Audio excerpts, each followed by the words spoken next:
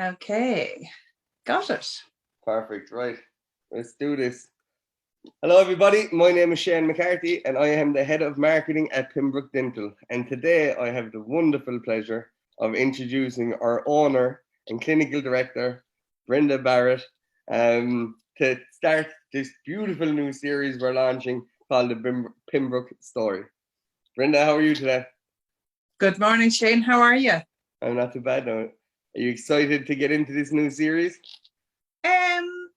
Yes, I think it'll be great. I'm going to enjoy telling the story. At least I hope I will. Yeah. I'm very much looking forward to hearing it after hearing some of the background and the journey that you've been on to create the amazing success that you currently have, and to hear about the plans in the future. So we're going to jump right in. I want to start by asking so the audience can understand a little bit about you and a little bit about your background. So can you tell us a little bit about yourself and your background, Brenda? Well, I am a Carlow woman, born and bred, and so went way back in the last century is when I qualified in dentistry. And after a few years working in the UK, gaining some experience, the opportunity came for me to actually take over the practice that I had attended as a child, which was Pembroke Dental in Carlow. So I was the first female dentist in Carlow. At the time when I qualified, there was very few females in dentistry. It's changed massively since then. And I was also looking back on it, I was very, very young. I was in my early 20s when I took over what was a considerable practice back then in Carlow. And so we've built on it since then. Now I'm at the latter end of my career and I'm starting to hang up the drills, but I'm moving into another phase of dentistry, which is mentoring, clinical directorship, which I'm delighted with. Yeah, it sounds exciting. I know we'll be telling the audience about all your new plans in due course, but there is a lot of exciting stuff happening in Pembroke Dental at this moment in time. And were you always interested in dentistry, Brenda, or how did this come about? How did you get into this? Where did you build your interest and your passion? Because you've been at it so long and you've done so well. Yeah. So many new things. So where did your interest come from? Well, I tell you what, even as a small child, I was interested in two things. One was I was really interested. I really wanted to help people. Now that is the honest truth of it. And also, I was terribly keen on fiddly things, doing things with my hands. Oh, look, I'm at it here. I cannot stop doing things with my hands.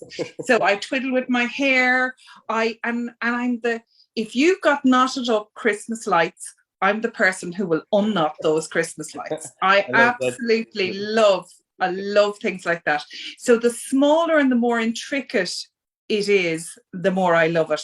So actually, in some ways, that was a marriage made in heaven. I didn't actually realize it at the time when I started dentistry, but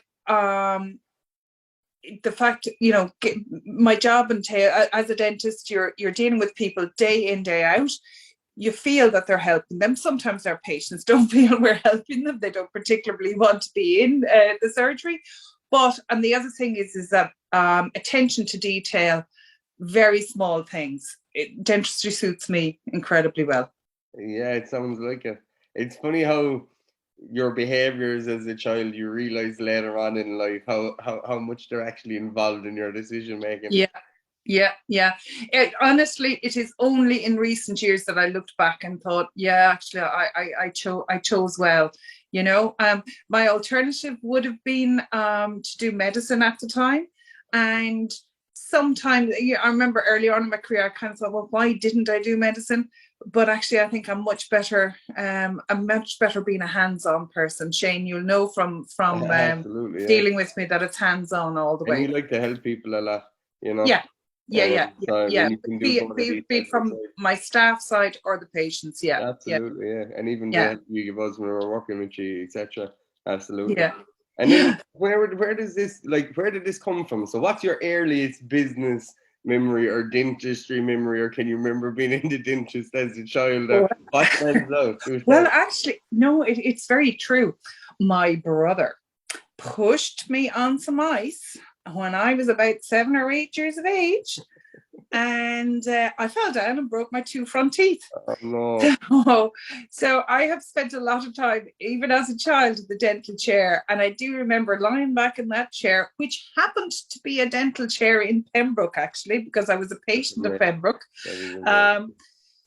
That had a lot of my poor mother cried when I broke my front teeth, but they were really well fixed up, and so that's my earliest memory of dentistry. I think it takes dentistry as a business per se doesn't come until a lot later, until you know really when you're a dentist in single practice, you're not thinking about the business end of it as a primary focus. It is just you, your patient, and your nurse. And that was the one that was the way it was with me for quite a number of years. And it's quite a lonely existence because you're the boss. When did you set up your first practice, your first clinic, Brenda? 1993.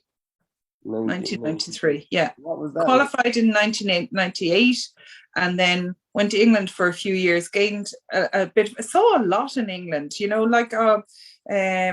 lot. Saw my first multiple. I worked in 2 multiple practices. That they're practices where there's other dentists with you, and really enjoyed it because you could bounce ideas off people. You could, have case discussions with other dentists. And you also had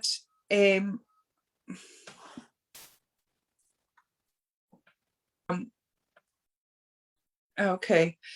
So you were saying and do you think that had a big influence, Brenda, in the way you've set up Pembroke, the experiences you had in the UK working in those multiple practices? Oh, absolutely. I saw the really collaborative nature of a multiple practice. I saw that, you could track a patient from general dentistry side to the more specialist side. And I realized the advantages to the patients themselves too, of having a one-stop shop to go to for all your dental needs, basically.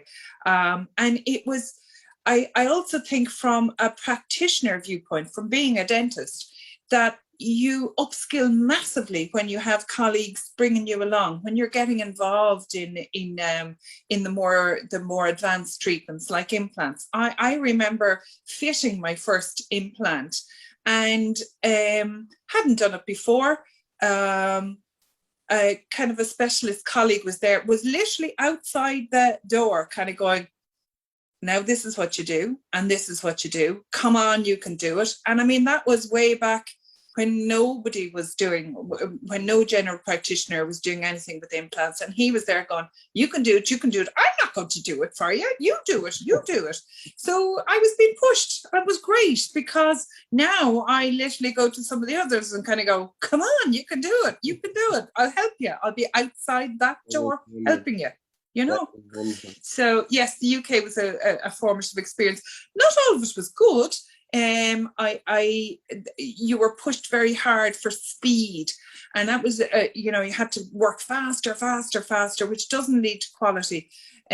So when I came back, I made the deliberate decision that I was slowing the whole thing back, that it was all about quality dentistry, which it is, and that means I can sleep well at night. That is absolutely a key part. Anytime we talk, it's about quality, not quantity. Even when we're doing the marketing work, not even just the dentistry, it's about getting things right, really professional, a great experience, and then we can worry about the speed after. It's actually we like most about working with Pembroke. And then I want to pull it back a step. So what motivates you? So you've done all this. You've multiple practices. One of the largest, if not the largest, privately owned in the country. What inspires you? What motivates you? What gets you out of bed every morning and keeps you doing all this, Brenda? Because you've had an incredible journey so far, but that it takes a lot of inspiration, motivation when you've done the things that you've done at the level you've done them to be, straight out of bed in the morning, very motivated, very inspired. What is it? Simply, I just want to be the best. I want Pembroke Dental to be the best. And every morning I get up and I think, oh, it's not, we can improve. And I also want, I think that a lot of multiple dental practices are now run by corporations, who know nothing about dentistry, and none of them are being run by dentists. And personally, I think that if you're coming to a dental practice, the dentistry is the most important thing. It may not be quality of dentistry may not be hugely appreciated by the patients initially, as in, it's all their first experience is, how does the place look, how friendly are the nurses? But at the end of the day, the dentistry is key. And that really suffers when there's not a dentist at the helm of something. And also, I really like the interaction. There's a lot of colleagues, there's a lot of people to bounce ideas off of, and they don't want to do the dentistry, they don't want to do the business end of things. They want to do the dentistry. I can have the happy marriage of two things, which is the dentistry and keeping an eye on quality, as well as running a very fast-moving, growing, interesting business. You've started to earn that right there, haven't you? From all the work you've done, from being in the UK, from launching multiple clinics here. I mean, to say you're the clinical director of the place where you set at 7 years of age to get your 2 front teeth repaired after and I'm still there. But that's a beautiful thing. It is, like, to say, that place where I got my teeth fixed, I actually own it. I took it over now. And it's so local, and back to your thing on the corporation, it's so local, that story, to be able to tell that. And there has to be a passion and a care, Brenda, to be able to do that. And I think that's what, when it's owned by a dentist and it's owned by somebody local, that you really, no corporation can ever get to that level, because there's so much care and sincerity in what you do there and how you do it, because you've been there for so long. Yeah. And know the people of Carlow well, and then it's getting to know each individual location, actually. Each practice is different. The Kilkenny practice is very different to the Carlow practice. The Bunclody practice is very, very different. And you have to know the different nuances in each place. And that's very interesting too. And people are different. People in different towns are different. So it's it's very interesting. What has surprised you so far? Like, in your Pembroke Dental journey, has there been any big surprises of what has stood out to you? It's the changes that I've seen. It's the changes that I've seen in the few years.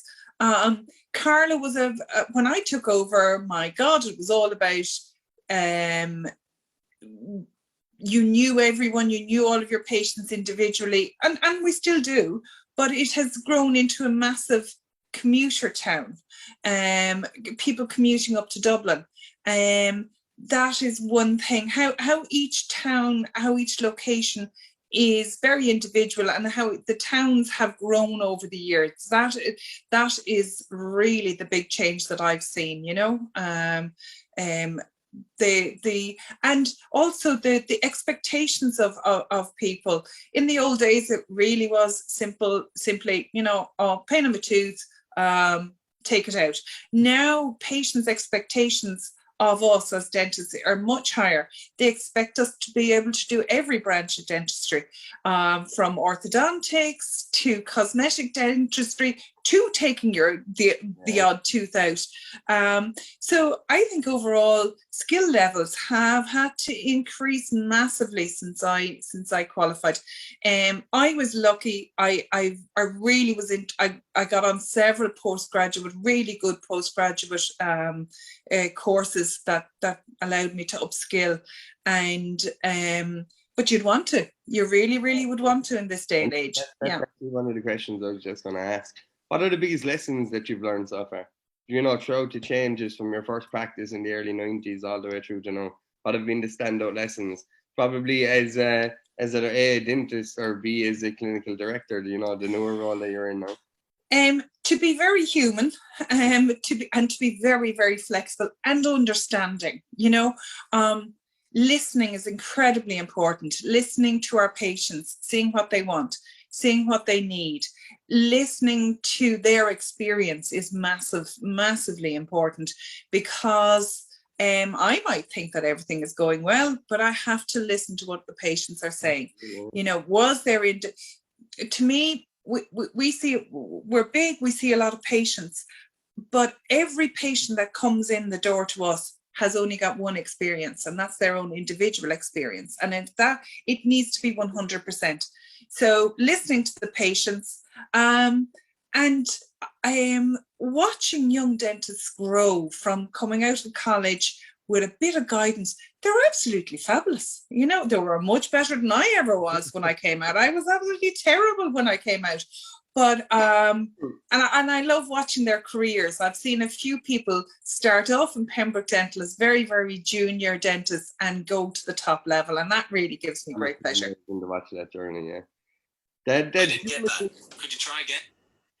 That human thing seems to be important to you, Brenda, because even when we've talked about from marketing to how you'll build your team to the future, that keeping that human element, that authenticity, or that just that really human element to engage people, that seems to be important. Why is that so important, Joe? Because some people just chase after the money. It's after the fame. We are a service industry, Shane. You know, at the end of the day, it's all about the humans that come into us, and it's all about we have a big team. There's over 60 people working for Pembroke Dental at the moment. If we're not human to each other, and if we're not human to our patients, then we're all in trouble. You know, this is a very interactive industry that we're in, and I wouldn't even like calling it an industry. It is healthcare. It is a real intimate part of healthcare, and that's all about humans and human interactions. Yeah, okay. And then that brings me on then to the team and the culture, Brenda, because you said just there that you've over 60 people working at Pembroke. What kind of a culture are you trying to build at Pembroke? A very collaborative and a very patient-led environment. That is really what it's about. As I said earlier on to you, Shane, it's all about the patient experience. If the dentistry and the patient experience is right, then everything else will follow. You know, there's problems every single day that we have to solve. But if we keep to our core principles of minding our patients and minding each other, we're going to be fine. I love it. And then when you look at, you know, like you said, you 60 plus people, what kind of characteristics are you looking for when you look to hire people for Pembroke? What are the key values? A positive attitude to the patients, and a positive attitude to work. That I can't stand laziness. No, I have to admit. So shirking is just it's not in my nature, and I really don't like it in staff members. So that's what you get up, you get in. You might have to drag yourself in for 8:30 in the morning, but once you get in that door, it's a smile on your face, and we all work together. And also, work is not over until it's over. There's no way you can leave a patient in trouble. There's no way that we can leave each other in trouble. So we're all in it together. I love that. And that brings me back to, because you're sort of, you know, when I listen to some of your answers, I'm looking at the leader that I see. You know, I can understand where you're dropping some of the tools, as you said, and it's more towards the clinical director side. But when you think of leadership, what do you think of? You know, what stands out to you? What are the important traits of being a good leader in your eyes? I think strength and consistency are two main traits that you need to have. Consistency in approach. You have to have a clear vision of where you're going and how you're going to achieve it. And in timescales, you know, sticking to timescales. But if you have a clear vision then you can have strength because you know where you're going. And then the second thing is being consistent, is that, you know, being open to every member of staff, every patient, and treating any difficulty that's in front of you with consistency. I love it. And then I've one other question before we talk a little bit about the future, and then I'll leave you go, because I know I'm asking you loads of questions on our first episode, but I think this is a beautiful start to the Pembroke story. Where do you see the big challenges currently in the dental industry? What challenges do you think the industry is facing? Oh, staffing. Staffing is one major one. There's a crisis, like there is in other industries, but we're not producing enough dentists, and that is a particular problem for Ireland. And Europe-wide, it is also a problem. Nursing as well, dental nurses, not enough encouragement for young girls to get into dental nursing as a career. And then the other thing is corporatization, I'd say, of dentistry, and dentistry as a commodity, where it's seen as a commodity as opposed to a part of healthcare. And the, you know, dental corporates taking over the dental industry is a real problem, as far as I see it. I think it leads to a diminution of standards. That's my own opinion, but others would not agree with me, but that's where I see it anyway, Shane. That's okay. This is our video series for Pembroke Dental, so what we want is exactly that. We want to hear our opinions from our team to see what their outlook is. So then that brings me on to, and I've only 3 or 4 more questions, Brenda. So I really do, I'm very happy that you did come on this morning, and this is only episode 1. We have another 3 or 4 episodes to go, so I hope you're going to love watching yourself on IGTV and on Facebook and all the other platforms where we're going to be putting this out. But it does bring me on to, what are the most important things that you're working on right now at Pembroke? Well, we're doing a total rebrand and a revamp of all the practices, and that's really enjoyable, I have to admit. Like, you know, it's great seeing the transformation. And when you're in a building every day, you kind of get used to it, and you don't see it as others see it. And then when it's done up, it just, you kind of think, wow, that's what we're trying to do with our revamp is that it reflects that the revamp reflects the standard of dentistry that is going on there in the practices. So I mean, I'm enjoying that, and we're developing a few more practices and expanding in a few more areas, and that is taking up a lot of my time as well. But of course, it's the building part of things that's the very exciting thing, the very exciting part of what I do. Finished one of them overs in Kilkenny's just on the aesthetic room. So yeah. Then what, have you any big goals? Have you any big personal goals? Have you any big company goals over the next 6, 9, 12, 18 months, Brenda? Well, I'm hoping to start a master's degree in September in the Royal College of Surgeons, leadership in healthcare, because I think it really would benefit the organisation going forward. So I'm looking forward to that. I think education is just fantastic. Any form of education. I would be a devourer of books, information, reading, the media. I love all of that.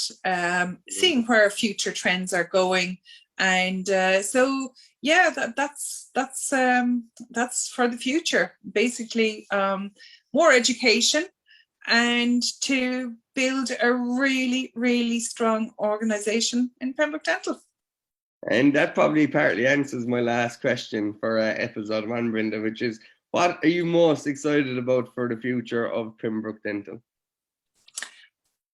Oh, the digitalization of dentistry is what really, really, really excites me. The marriage of IT and how it's going to affect dentistry in the future. We're starting the revolution, basically.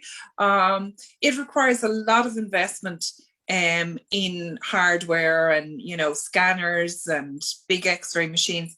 But my God, it's brilliant to have three-dimensional imaging in your practices at your fingertips, connected to all the other practices. What it means is, you know, we really can practice dentistry at its zenith now, and that's something. That's what I've always wanted. Is that this level of dentistry would be at our fingertips, as opposed to locked away in specialist practices up in Dublin, things like that. I want it for our patients locally. That is fantastic. I want to say thank you very much for coming on this morning. This is episode 1, I think, of a 5-part series. So I am very excited to do more interviews. I think this will go out at the end of this week on Friday or next Monday. We'll confirm later today, and you'll see it all over social media. It just depends on the download and the quality, etc. I just want to say thank you very much, Brenda. This is no problem of the Pembroke Story with Brenda Barrett, the owner and clinical director of Pembroke Dental. It has been a fascinating insight into the journey so far. Thank you for coming on, and we look forward to having you back for episode 2. Thanks a million, Shane. Thank you. Take care. Bye-bye. Bye.